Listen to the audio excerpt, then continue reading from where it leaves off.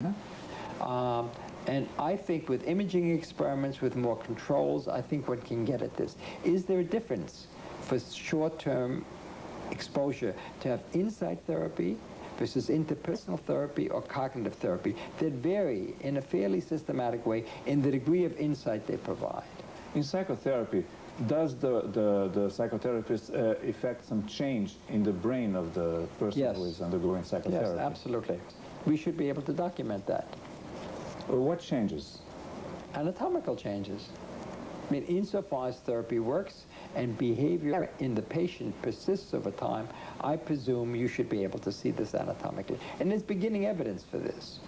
The Baxter Group at University of California in Los Angeles has studied obsessive-compulsive neurosis and has shown that there's a certain metabolic abnormality associated with it. With psychotherapy, that is reversed, just as it is reversed with pharmacotherapy. That's quite wonderful. If one can show this in a variety of circumstances, I think they would go a long way towards showing the efficacy of psychotherapy. Yeah, there's a tendency now that you need drugs to treat mental disorders because talking cures would not change anything. I don't believe that. I think drugs are very important, but often talking cures can substitute for drugs, and even more often they can work together, very beneficial way. What are what you call the moments of meaning in psychotherapy? It means that in a therapeutic experience, not every change occurs as a result of insight. Many things occur the patient is unaware of, and that is the therapist will respond in a gracious, accepting way to things that the patient will say. Instead of being punitive or threatening, he will be accepting. He will be supportive of the patient. Those are things that you communicate with gesture, with the tone of your voice, with the facial expression.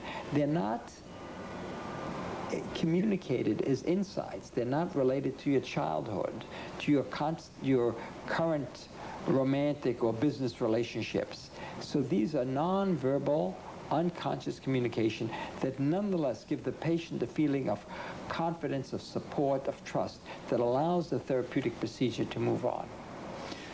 Okay, but in the end, the goal of psychoanalysis, of any therapy maybe, is that the person will really get an insight into the self. No. Is that really possible?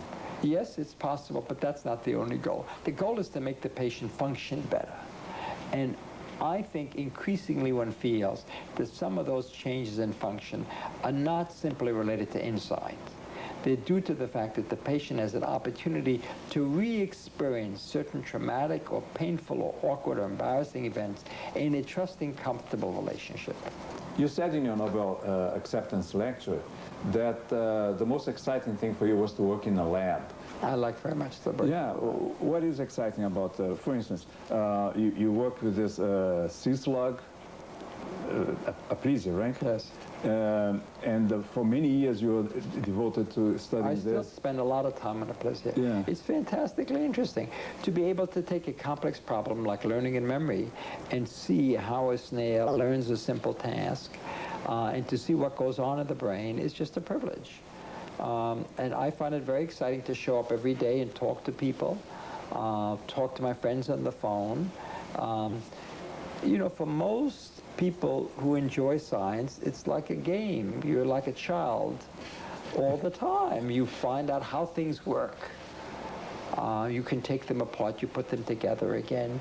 Occasionally you make an interesting discovery.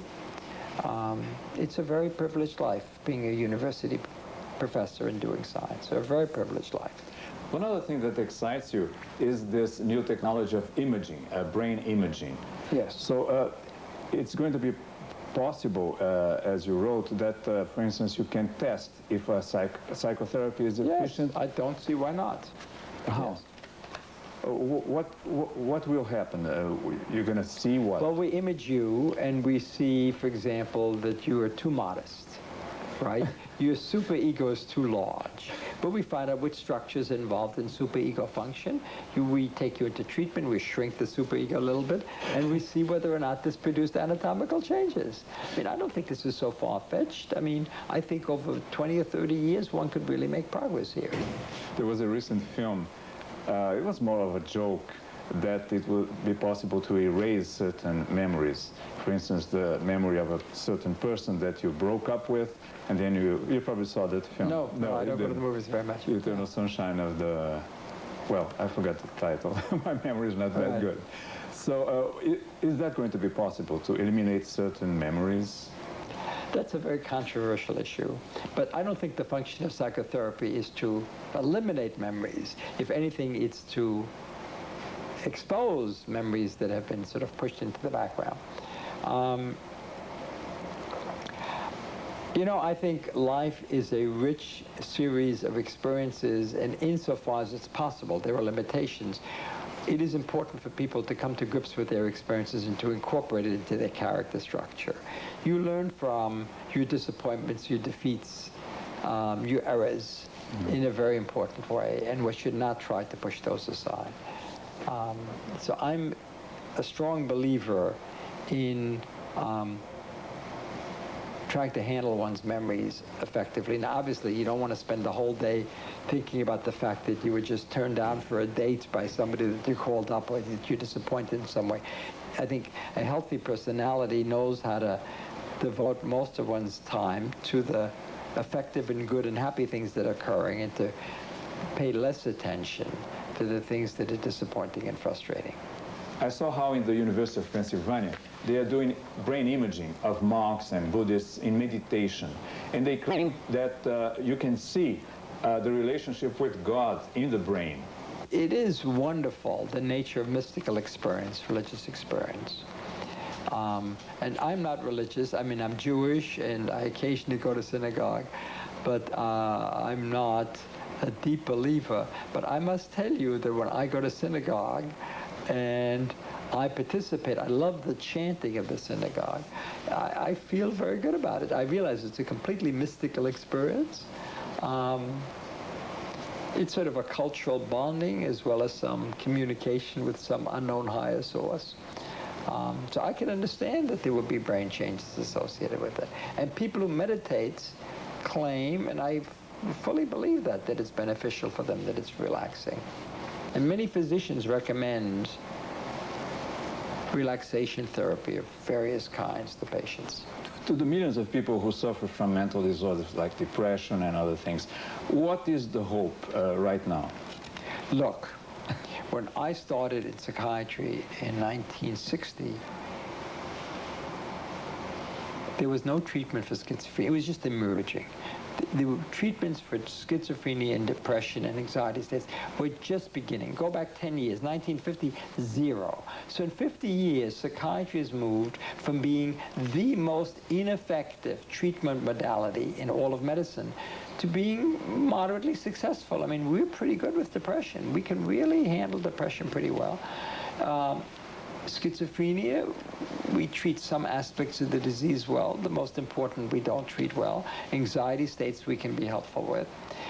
We have a better idea of what are the limitations of psychotherapy. There are quite good evidence that certain short-term forms of psychotherapy are very helpful, either alone or in conjunction with antidepressants in depression. So I think we've made a lot of progress. So I think I'm very hopeful for the efficacy of psychiatric treatment in the future. I think psychiatry is on a good trajectory.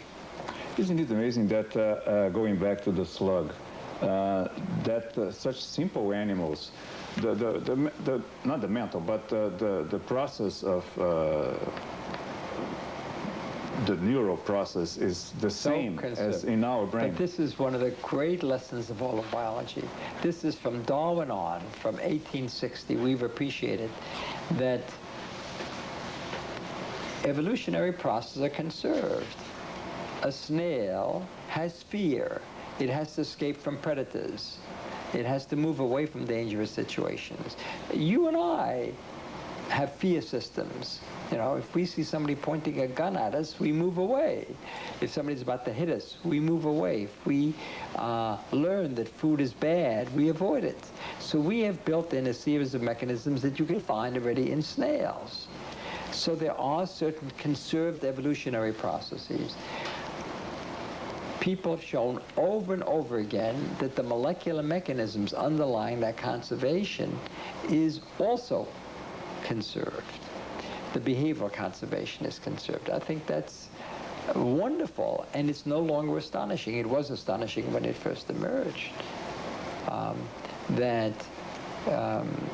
You see the same kinds of gene regulators in simple animals and complex animals, and in both cases they're involved in stabilizing behavior over the long term. I think it's quite remarkable. This is what has made molecular biology so powerful. But you know, the ethologists, the famous students of behavior in Europe, pointed out in the 1920s, 1930s that you can study complex behavior in simple animals because they share in elementary form and much reduced form many components of complex behavior. You have 4 grandchildren. Are they in awe of their grandfather getting the Nobel Prize? We like each other a great deal, and there's a wonderful picture of my 2 older grandchildren and me, I don't know, a half an hour after I got the Nobel Prize. You get the Nobel Prize not by yourself, so it's a group of people and you go in order. So by the time the ceremony's over, they hopped onto the stage, and the 3 of us are standing together with this wonderful medal, and we're just having a great time. Okay, thank you. Thank you.